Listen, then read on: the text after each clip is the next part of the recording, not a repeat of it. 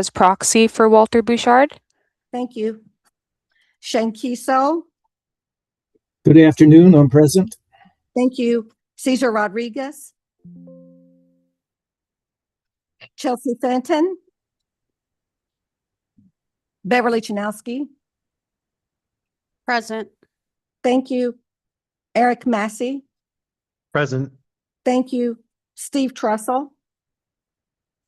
Tom Ekron.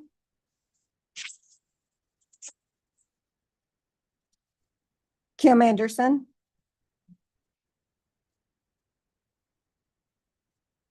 Robert Vondenacker. Present.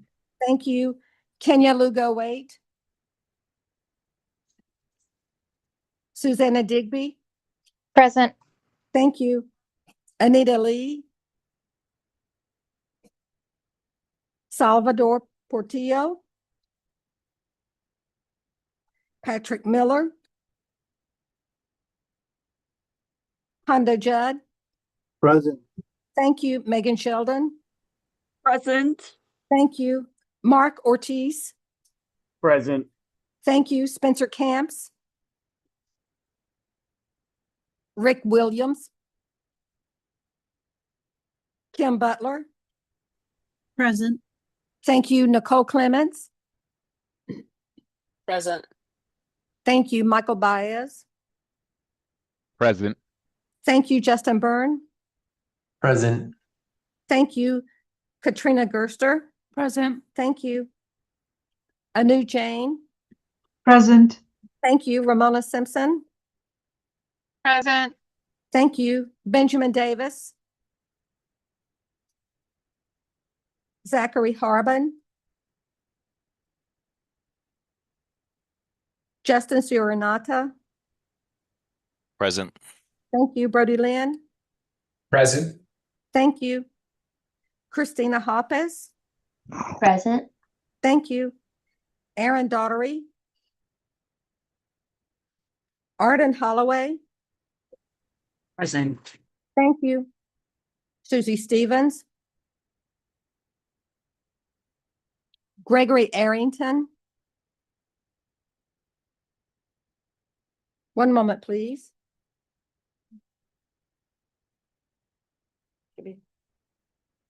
Mr. Chair, we have a quorum. A quorum is now present. Good afternoon, members of the MAG Air Quality Technical Advisory Committee. This meeting is now called to order. For those around the table, please turn on your microphone when speaking. For those participating via Zoom, please state your name when making a comment or asking us a question. The MAG public comment process allows members of the public to comment on items that fall under MAG's jurisdiction. If you would like to comment at today's meeting, please complete the request to speak form. MAG staff can assist with any questions you may have. If you parked in the garage, a validation stamp is available on the counter. If you purchased a transit ticket to come to the meeting, please see staff for a ticket. Hearing assisted devices are available from MAG staff. Our next item is called to the audience. This is the opportunity for the public to comment on items that fall under MAG's jurisdiction that are not on the agenda. Informational items or items on the agenda for discussion and not for action. 15 minutes will be provided for the call to the audience unless the chair requests an exception to this limit. I have received no requests to speak for the call to the audience. MAG also provides the opportunity for members of the public to submit written comments via the MAG website. Any comments received 2 hours prior to the meeting have been shared with committee members in advance of the meeting for consideration and will be included in the formal meeting minutes. MAG staff, have we received any online written comments for the call to the audience? Mr. Chair, no written comments were received. Our next item is approval of the May 28, 2026 meeting minutes. Does any member of the committee have questions?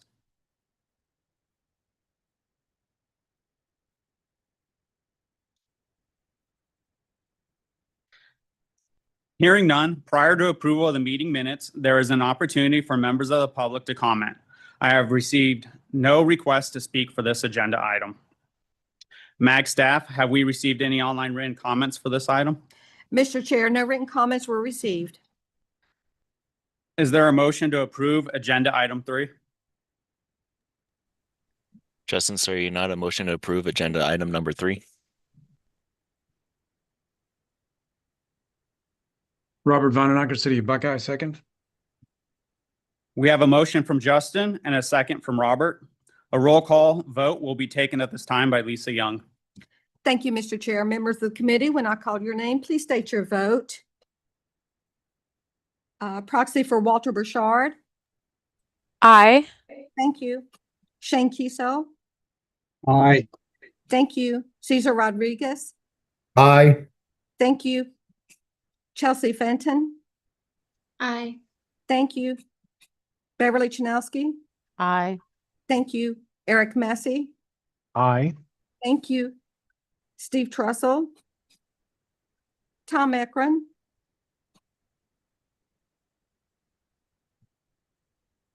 Kim Anderson. Aye. Thank you. Robert Vandenacker. Aye. Thank you. Kenya Lugo Waite. Susanna Digby.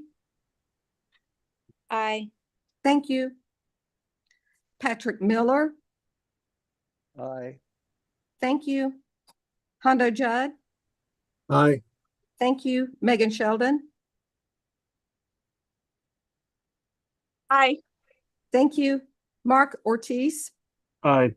Thank you. Spencer Camps. Kim Butler. Aye. Thank you. Nicole Clements. Aye. Thank you. Michael Baez. Aye. Thank you. Justin Byrne. Aye. Thank you. Katrina Gerster. Thank you. Anu Jane. Aye. Thank you. Ramona Simpson. Aye. Thank you. Benjamin Davis. Zachary Harbin. Aye. Thank you. Justin Suryanata. Aye. Thank you. Brody Lynn. Aye. Thank you. Mr. Chair. Aye. Thank you. Christina Hoppes. Abstain. Thank you. Aaron Daughtery. Arden Holloway. Yes. Thank you. Susie Stevens. Gregory Arrington. Did I miss anyone? Mr. Chair, the motion passes with one abstention. Update on ground level ozone research Galore project. This item is on the agenda for action and will be presented by Matt Fraser, Arizona State University. Good afternoon. Thank you for the opportunity to come back and to give you an update on our analysis of the ground level ozone research program that we coordinated. And I'm showing the science participants here, but we definitely want to acknowledge the great collaboration between the numerous stakeholders, including MAG, ADEQ, Maricopa County, APS, SRP, US EPA, and others who all kind of came together to help launch this program. I know I've been here before. Let's see if this works. Oh, yeah, there it goes. But I just wanted to remind you the motivation here. And the impetus for this study was the apparent discrepancy between ambient ozone concentrations, not just here in Phoenix, but kind of across the Intermountain West, and the decreasing emission levels of ozone precursors. Again, ozone isn't emitted, it's formed by chemistry in the atmosphere, driven by sunlight. So during the summer times when we have plenty of sun, the emissions of nitrogen oxides and volatile organic compounds react to form ground level ozone. The inventories have been coming down, so meaning that the emissions of anthropogenic precursors have been decreasing over time.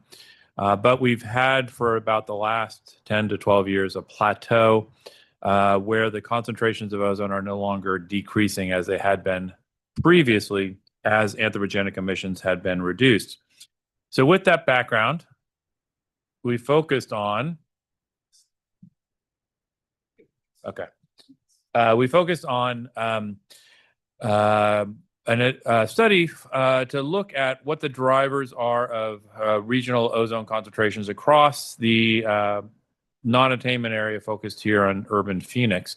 With that, we deployed ground monitoring at 7 locations, 2 upwind at Alamo Lake and Buckeye, 2 kind of in the urban core, Durango, and then JLG. Durango representing much more of a kind of mixed industrial area, and then JLG being a much more traditional suburban location, and then 3 downwind locations because of the downwind importance, because ozone is formed by these atmospheric chemistries. And so those sites were in Fountain Hills, Higley, and in Queen Valley.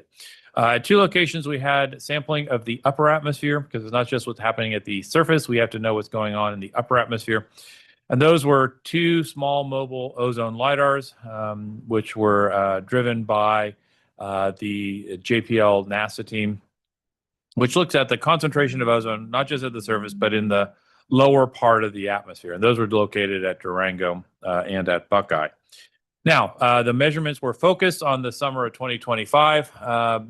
And of course, when you plan a big air quality study, the meteorology doesn't necessarily behave. 2025 was a little bit anomalous in that we didn't have a very strong signature from regional wildfire smoke. We'll talk about the importance of that. But having said that, we did still have a number of exceedances, none in July, which was quite surprising. But we had a number of exceedances, and the data that we collected are really the importance of this study because the air quality data are being analyzed now. So the measurements included trailers like this located here, where we had instruments measuring volatile organic compounds, as well as nitrogen oxides. But we also want to focus on the analysis. So collecting data is important because you can compare model predictions to ambient data concentrations. But to interpret the data takes analysis. And so those analyses are sometimes statistical comparisons of concentrations, analyses of the drivers of the chemistry, interpretations of what the concentrations means as far as the source strength. So all of that is kind of ongoing. We're focusing on policy relevant science to kind of answer these questions of why precursor emissions are coming down and yet the ambient concentrations are not.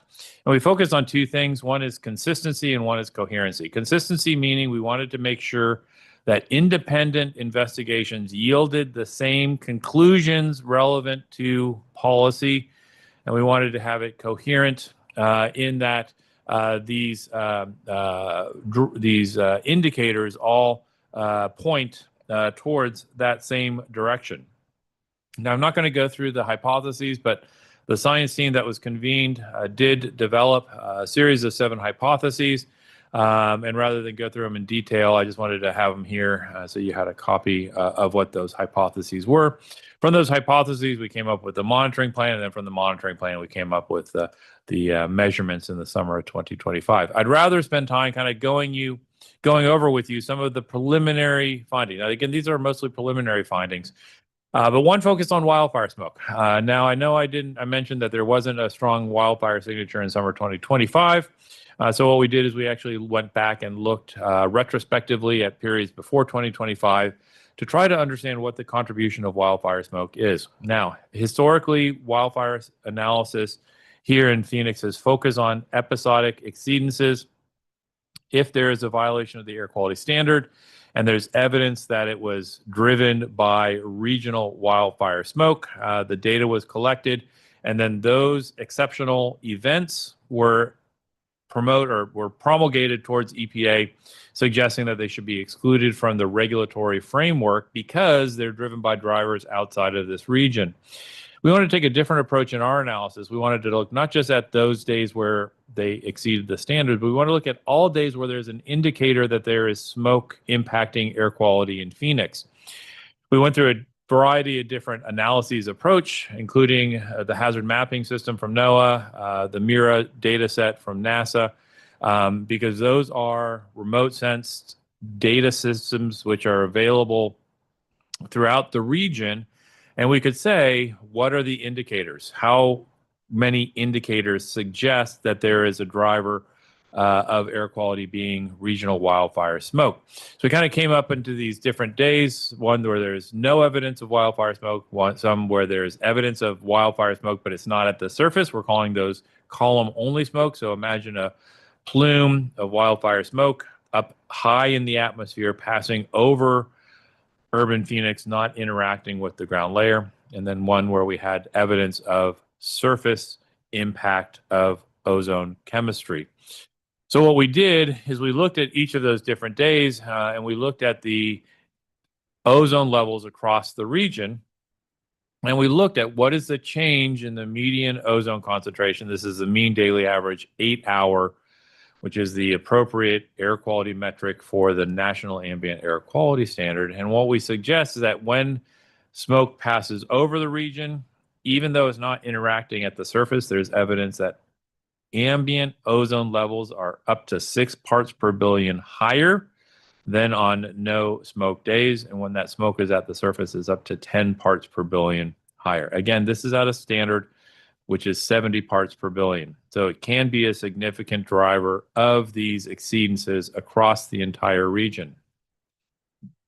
That was hypothesis 1. Hypothesis 2 focused on anthropogenic NOx and VOC emissions. We're actively working in this area right now, so we don't have strong conclusions to discuss at this point, but I do want to say that the evidence suggests that our 2 urban sites, Durango, which is down kind of at the county complex, and then JLG, which is an ADEQ site at about 19th Avenue and Indian School, behave differently. And that is saying that there do appear to be some unique emissions near the vicinity of the Durango complex. And now what we're trying to do is understand what the sources are that lead to these elevated concentrations of things like alkanes, alkenes, and other types of compounds, both from an absolute concentration perspective, but also from a reactivity perspective. So the lower slide there is the ozone reactivity, because again, it's the chemical reactions that lead to ozone formation. So we want to understand not just the concentrations, but also the reactivity. And these are the 2 source region sites, but we're going to do it for all of the sites that we collected VOC concentrations are. So this is work that is ongoing. We don't really have strong conclusions on that yet.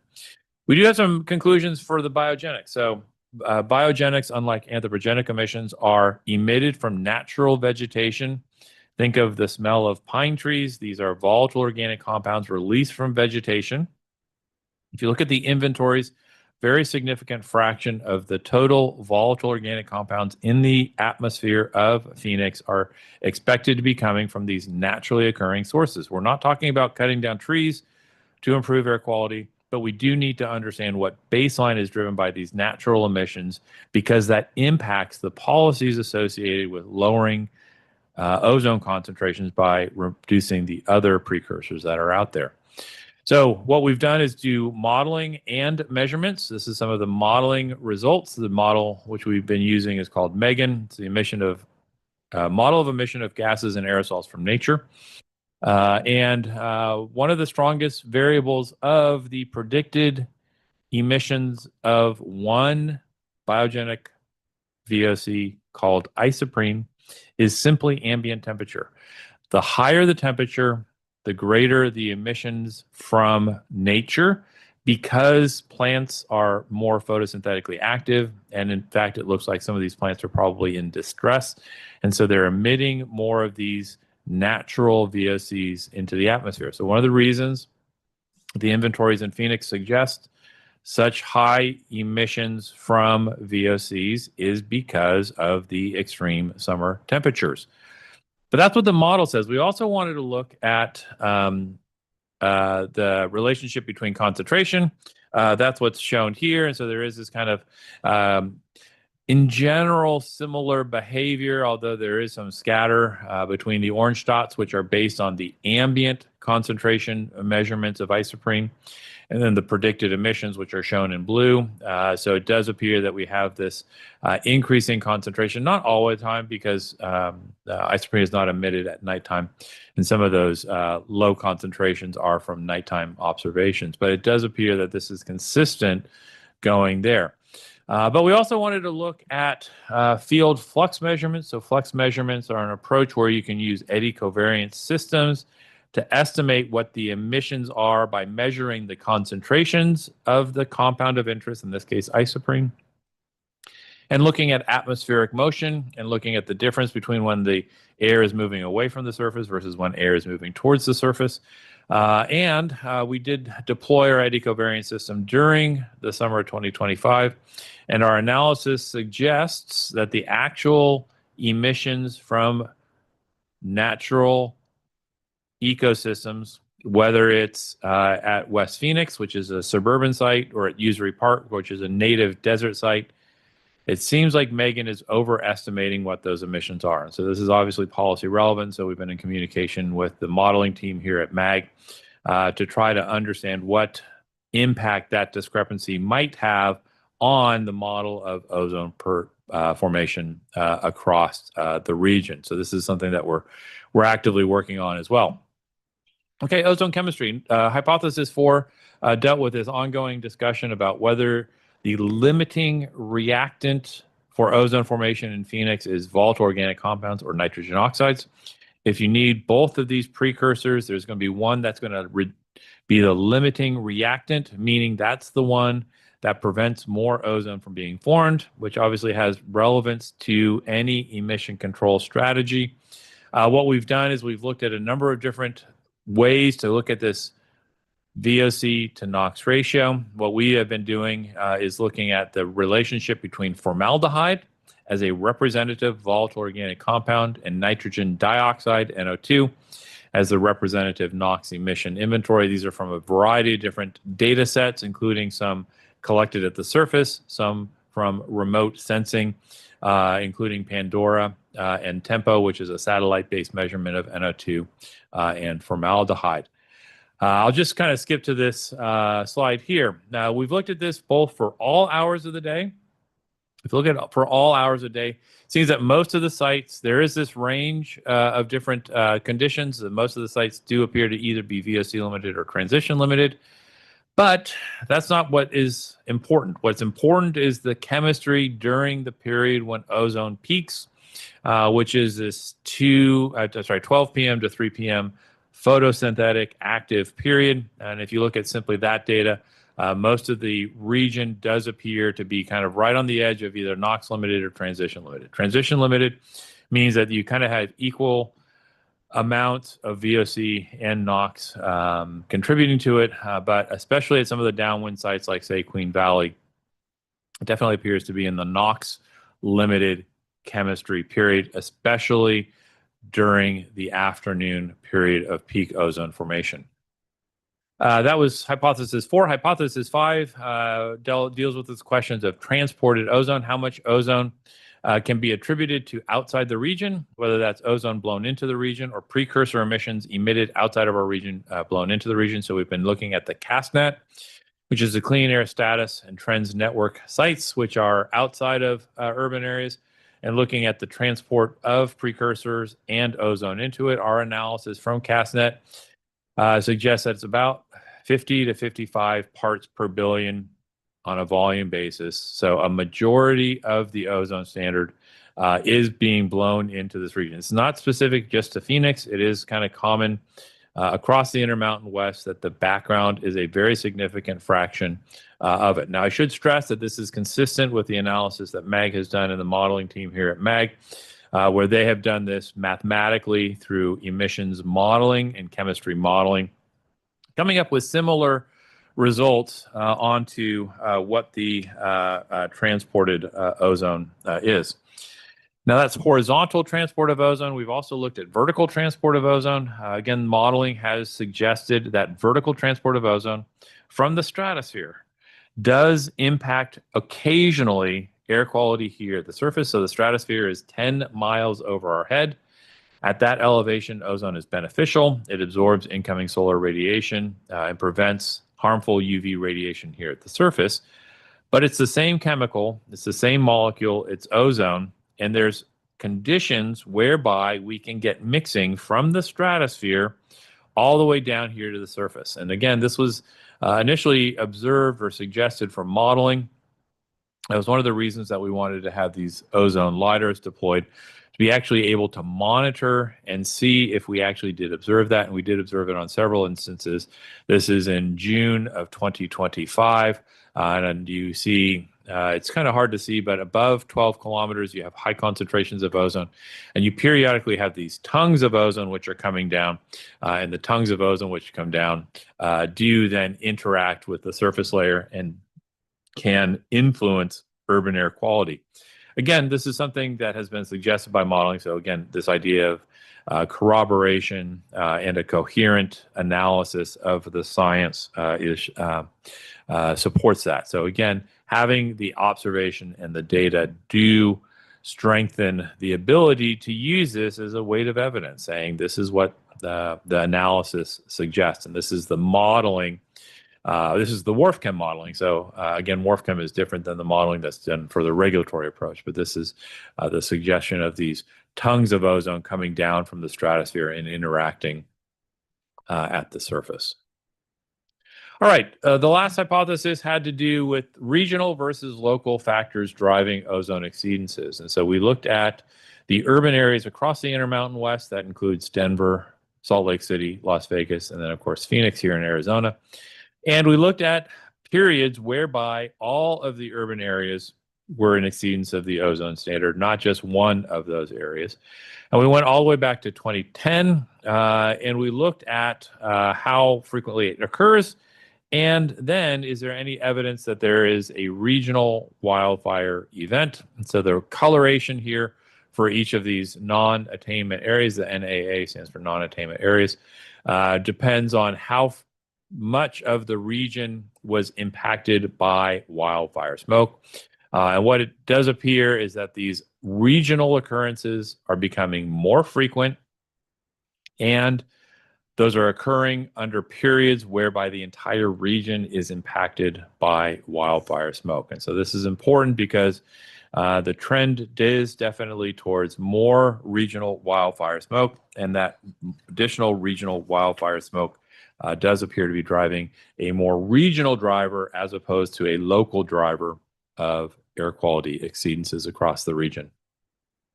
All right, so that's just a taste of the science that's going on. Again, we are continuing our analysis. We're nowhere near done. And so again, the strength is the data collection followed by this ongoing analysis, working on policy relevance to provide corroboration of the regulatory models used by MAG here for various filings, such as the state implementation plan, the 179B exemption, all of those types of things. We want to develop the scientific understanding to drive weight of evidence so that when there is a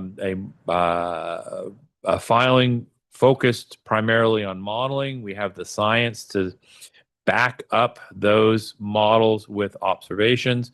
We're looking at things like ground truthing emission models, whether that's for anthropogenic emission sources or biogenics like I showed you, as well as additional emphasis on regional transport and wildfire smoke with that. So with that, I'm happy to take any questions and discussion, and I do want to acknowledge the financial contributions from MAG, as well as the Arizona Department of Environmental Quality, Maricopa County, ASU, APS, SRP, and then other local industries. Thank you, Matt. Do any members have questions or comments?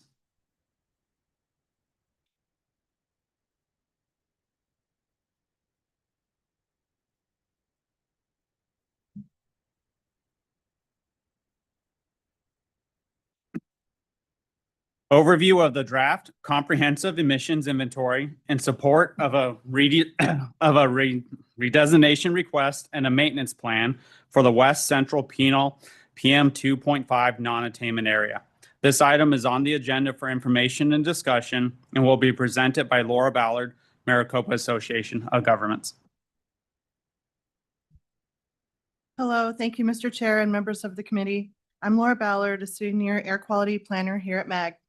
Today, I'll provide updates on the inventory we developed with the help of our planning partners, which include the Sun Corridor Metropolitan Planning Organization, Pinal County Air Quality Control District, Arizona Department of Environmental Quality, and the Environmental Protection Agency. As a reminder for the committee, the West Central Pinal PM 2.5 non-attainment area sits in the west central portion of Pinal County and encompasses 2 metropolitan planning organizations. The MAG MPO boundary is identified in the blue shaded area on the left and the Sun Corridor MPO boundary to the right in yellow. Shaded areas gray are tribal communities and are not included in the non-attainment area. The area includes a variety of land uses, including agricultural activities, rural and residential developments, and undeveloped lands. The color scheme is a little different here, but shows the same area now in crosshatch purple. I'd like to point out that the PM 2.5 area is fully within the much larger West Pinal PM 10 boundary outlined in solid blue. This allows us to include PM 10 controls that are currently being implemented as we evaluate PM 2.5 emissions. For today's update, I'll cover elements of a comprehensive emissions inventory, including the years selected, the 5 pollutants that were included, some insight on projections, calculations, methodologies, and data sources we used, and a summary of what the data show. I'll then conclude with where we are at in the process and a tentative timeline for the next update on the development of the redesignation request and maintenance plan. Comprehensive inventories are detailed and may be used for regulatory determinations such as compliance with air quality standards. They should include all direct and indirect emissions, all relevant caps and precursors, and all applicable source categories. They should include enough data to support a comprehensive, current, and actual emissions inventory. This may include data sets such as employment, land use, and sector and permit data. They often include projections for emissions to support any regulatory determination being initiated. Basically, they should include as much detail as feasibly possible in the inventory. As a requirement of the Clean Air Act, the comprehensive emissions inventory serves as a foundation we will use in our maintenance plan to provide the demonstration of attainment and continued maintenance of the air quality standards for a duration of a minimum of 10 years. 2023 was selected as the attainment year, which represents the most recent analysis year and also represents 5 years of clean monitoring data and design values for years 2021 to 23, 22 to 24, and 23 to 25. As a reminder, design values are assigned to each year and are a 3-year average of the 98th percentile per year. The design values are a unit of measurement that determines if a monitored area meets or exceeds the air quality standard. To remind the committee, the latest 2025 design value for Hidden Valley Monitor is 25 micrograms per cubic meter, with 35 being the standard. Jumping over to the maintenance year of 2038, which was calculated as 10 years after the SIP is submitted to EPA for approval. EPA by law has 18 months to approve or deny the plan. It is custom to add 2 years to account for the 18-month review and approval time allowed in the Clean Air Act. Lastly, the interim year of 2030 was selected as a spot check year for incremental analysis and to concurrently support the transportation conformity requirements in determining a motor vehicle emissions budget. Moving on to the pollutants. For a particular matter, both micron sizes of 2.5 and 10 were considered to determine the 2.5 emissions. While we did not specifically set out to obtain PM 10 emissions data for all sources, for some source categories, we used existing data sets and accepted methodologies to calculate PM 2.5 from PM 10. These PM 2.5 precursors can contribute to secondary formation of particulate matter and are included in the inventory. First is ammonia, or NH3. Primary sources of ammonia in this area come from sources like that from agriculture activities, including livestock and use of fertilizers. Nitrogen oxide emissions primarily come from fuel combustion and some biogenic sources. VOCs are also prevalent from natural processes, but are also a result of usage from consumer products such as paint, sprays, and other chemicals you might find at a hardware or grocery store. And lastly, sulfur dioxide, where emissions in the non-attainment area are primarily from fuel combustion-related activities. For methods, we worked with our planning partners at the state and county to collect data specific to the non-attainment area. We used data from the draft 2023 NEI, estimates from industry, and data used in the 2023 West Pinal PM10 5% plan. Using MAG's land use, population, and employment projections for current and future years, we calculated and weighed county data where needed and used direct non-attainment area data to achieve a most accurate representation of dynamics impacting PM 2.5 and precursor emissions. Growth projections were calculated and applied to source categories where appropriate. We used the PM10 rule effectiveness calculations from the 2023 West Pinal PM10 5% plan and applied PM 2.5 ratios where applicable. Those PM10 controls have been implemented since 2022. Therefore, we could calculate benefits in the PM 2.5 as a subset of the larger particle size. This applied mainly to fugitive dust, construction dust, and unpaved road categories. And lastly, for mobile source category, we used MOVES 5 with modifications regarding EV fleet turnover and kept 2025 values constant for all inventory years. While we do expect fleet turnover and NOx reductions to continue through advancements in auto manufacturing, the rate of which the MOVES 5 model projects is currently uncertain from recent federal rulemakings related to electric vehicles. Inputting these assumptions into the MOVES 5 model was the most conservative approach. So let's get to the numbers. Looking at the 2023 daily direct PM 2.5 emissions by category, we can see that the on-road sources and non-point sources make up 99% of the direct PM 2.5 emissions. 57% of emissions are from the on-road category, which includes traffic on paved and unpaved roads, with the remaining majority of PM 2.5 emissions coming from non-point sources, including that from agricultural activities as well as other anthropogenic activities. We saw 1% from non-road sources, that is from vehicle exhaust, tire, and brake wear. And lastly, point sources made up less than 1% of direct PM 2.5 emissions. By looking at just the on-road sources in the previous slide, 96% of direct PM 2.5 is from dust from the unpaved road category, including public, private, agricultural, test tracks, and trails. Again, pointing out the on-road mobile category, which is limited to exhaust, tire, and brake wear, making up only 1% of these on-road PM 2.5 emissions. The second largest emissions contributor was the non-point emissions. This chart shows generally a more varied spread. Highlighting the top 4 subcategories, harvesting and tilling make up 30% of this category, followed by fuel combustion at 18%, CAFOs at 15%, and wind blown dust and open burning both at 11%. Some smaller percentages can be seen as well for dairies, unpaved parking, construction, commercial cooking, wildfire, and miscellaneous non-industrial processes. When we compare the pollutant emissions by source category, we can see which source category the pollutants generally come from.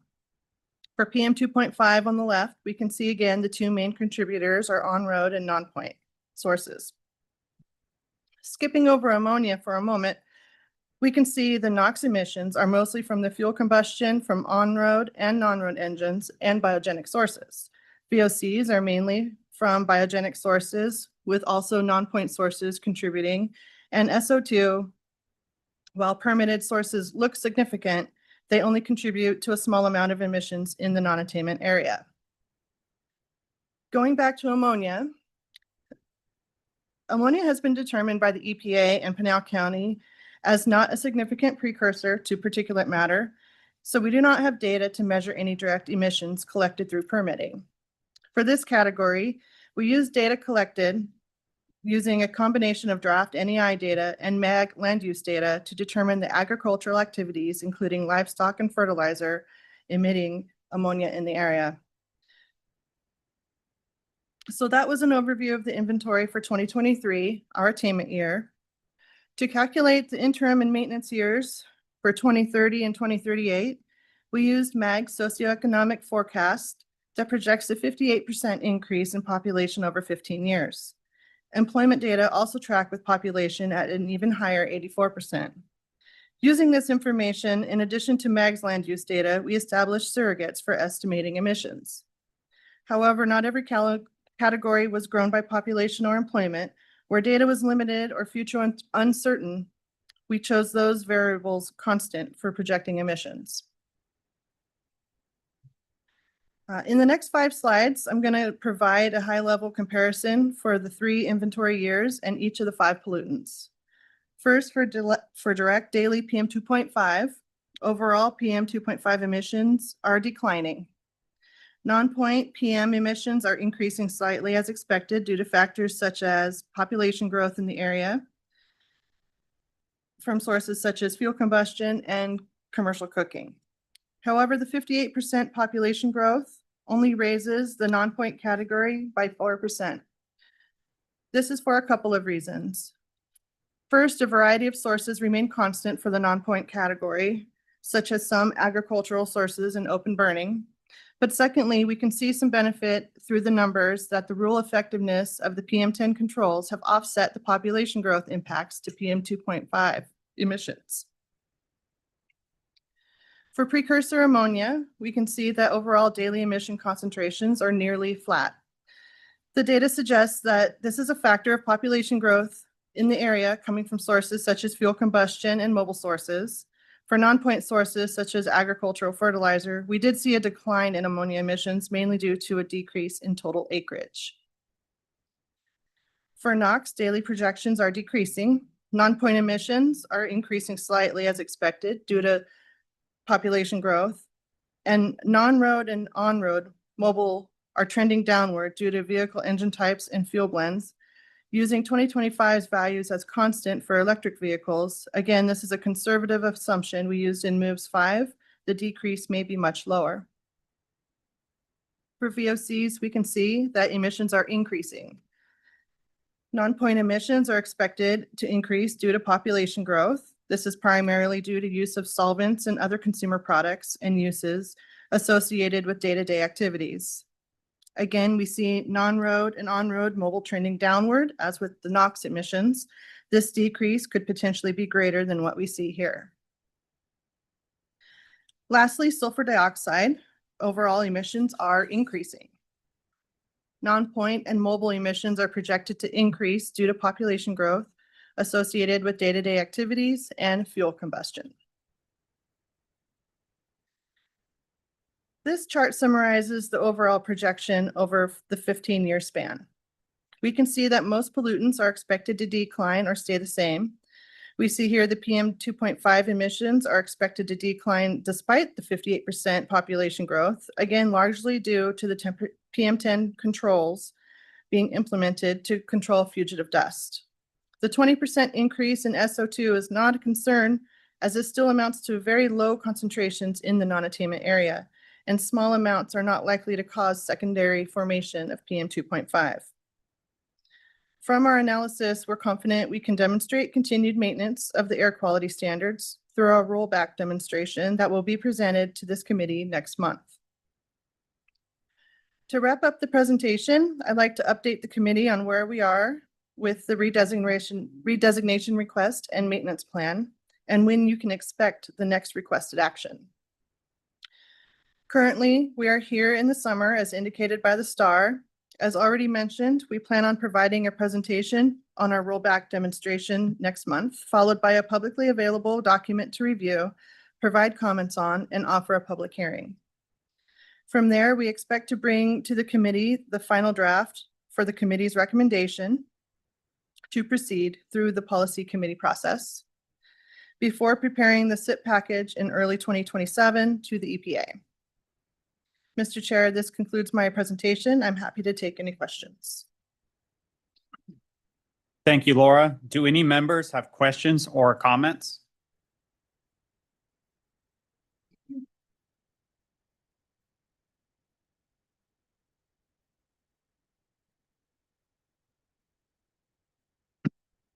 Update on air quality monitoring data. This item is on the agenda for information and discussion and will be presented by Julia Hoffman, Maricopa Association of Governments. Thank you, Mr. Chair, members of the committee. Today, we'd like to provide you with just a brief update on the air quality monitoring data for carbon monoxide, ozone, PM10, and PM2.5 with data through 2025. First, just a quick review of the various air quality boundaries in the MAG region. The purple boundary on there is the 8-hour ozone non-attainment area. In green is the PM10 non-attainment area. The bottom center of your screen there is the PM10 non-attainment area in Pinal County. And then the red hatched area there is the Pinal County PM2.5 non-attainment area.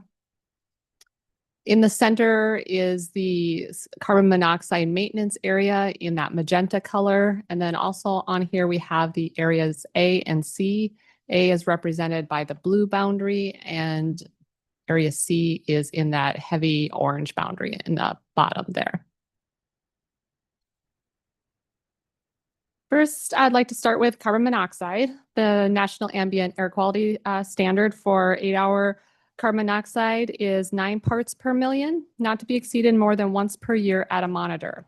So this chart shows you the second highest 8-hour ozone or 8-hour carbon monoxide concentration in the Maricopa County maintenance area. As you can see, this pollutant has not been an issue for our region for quite some time.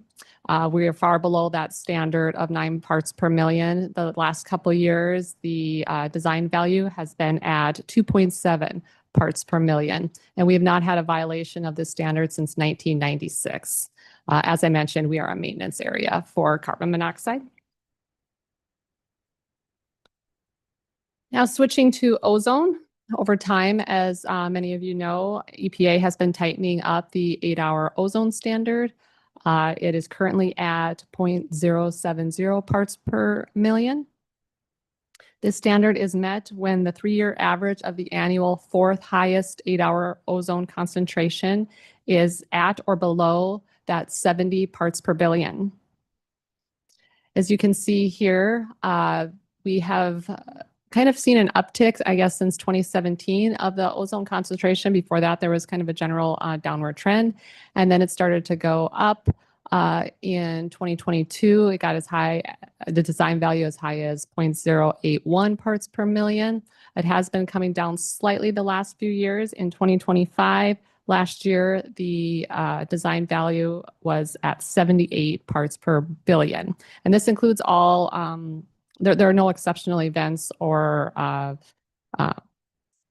wildfire information excluded. This is all the exceedances or concentrations included as part of this chart.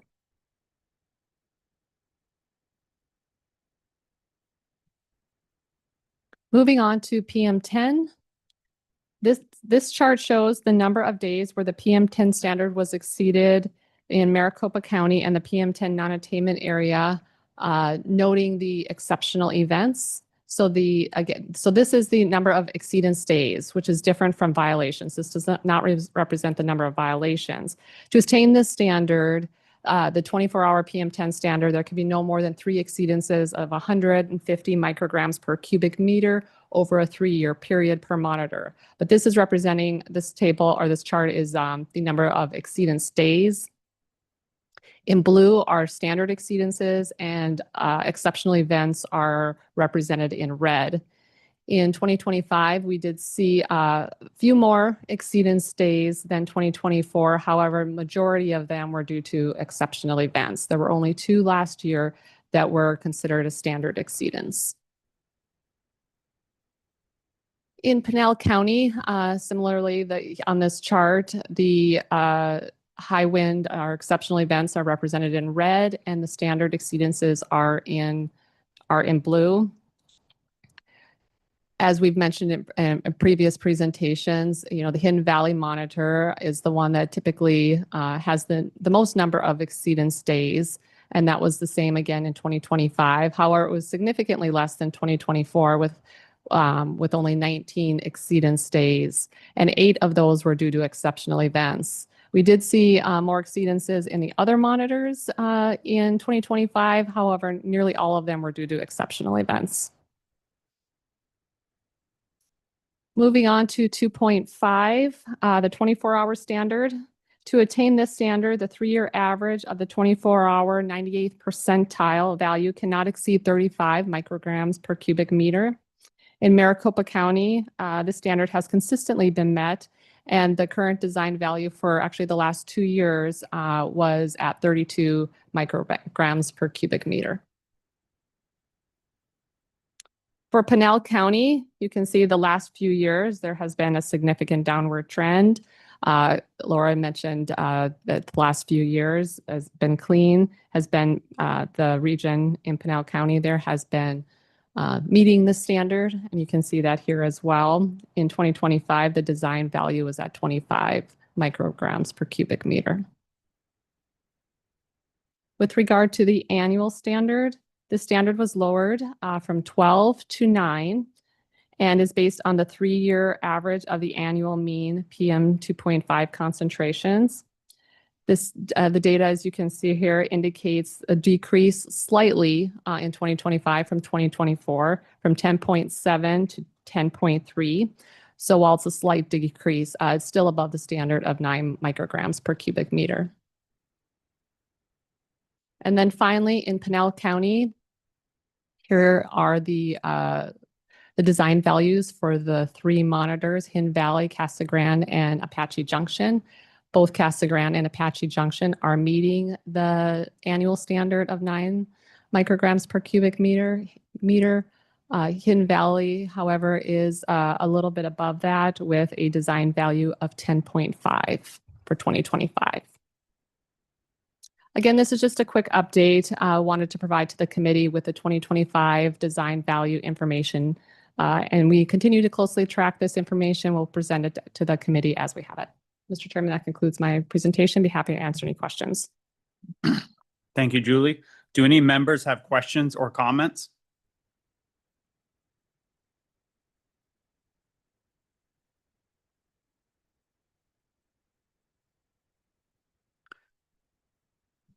Air quality update, legal activity. This item is on the agenda for information and discussion and will be presented by Matt Poppin, Maricopa Association of Governments. Thank you, Mr. Chairman and members of the committee.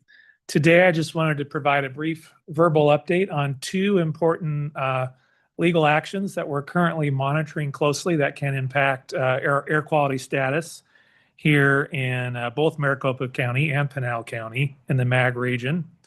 The first action that we are tracking closely is the petition for review that was filed by Earth Justice and 4 other environmental advocacy groups against EPA's determination back in March of this year that our region would have attained the ozone standard but for international emissions. So that's being challenged currently in the Ninth Circuit Court of Appeals. And just recently, we got the briefing schedule on when arguments on that case will proceed. And in addition to that, MAG has been approved by the court to be an intervener in the case. That means that we'll be able to present our arguments in defense of that ruling as well in front of the court. In addition to MAG, the Arizona Chamber of Commerce was also approved to be an intervener in that case. In terms of the schedule, what has currently been set by the court is that the petitioners will be giving their legal arguments in October October 9th, 2026, and then EPA will be required to respond on December 11th, 2026. As an intervener, our briefs are due January 11th, 2027, and then the petitioners have one more response brief that will be due February 1st, 2027. So what this likely means is that court will, after they get all that information, will schedule oral argument, likely in April or May of 2027, and then we expect a decision from the court in late spring, early summer. So we'll keep you updated on those briefs and how that case is proceeding. The second legal action that we wanted to bring to your attention regards the annual PM 2.5 standard. which Julie had mentioned in some of her graphics there, that we're currently not meeting that standard that EPA implemented in 2024. So the DC Circuit Court of Appeals in June has denied EPA's request to vacate that standard. So what that means is that standard remains in effect and it is active. So that standard is still active according to this recent ruling. EPA is currently deciding whether or not to take another run at that standard and present it to the Supreme Court to see if that standard can be vacated as well, as they seek to reevaluate that. But currently, the court has upheld it. Separately but related, on a deadline lawsuit related to that same standard, a district court in Northern California, the ruling there is that because the standard remains in effect, EPA must designate non-attainment areas and attainment areas. EPA is technically late. They were supposed to do this February 7th of 2026. The court has now ruled that EPA has to do this by February 7th, 2027. So if those schedules hold, we are expecting to hear something from EPA about non-attainment area designations in Maricopa County and possibly Pinal County. So we could have 2 new non-attainment areas for the annual standard that we would have to then begin planning for, with likely a plan due a couple years after that and with an attainment date around 2032 or 2033. So again, we'll keep you updated on these. These are still being decided by courts and they could be appealed, but that's the latest action on those 2 legal activity. That concludes my update. Happy to take any questions. Thank you, Matt. Do any members have questions or comments?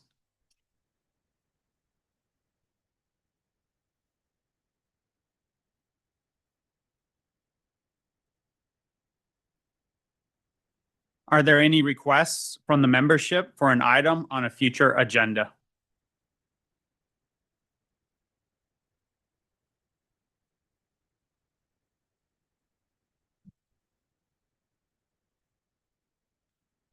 The next meeting of the Air Quality Technical Advisory Committee will be on Thursday, September 24th, 2026 at 1:30 p.m. With no further business, today's meeting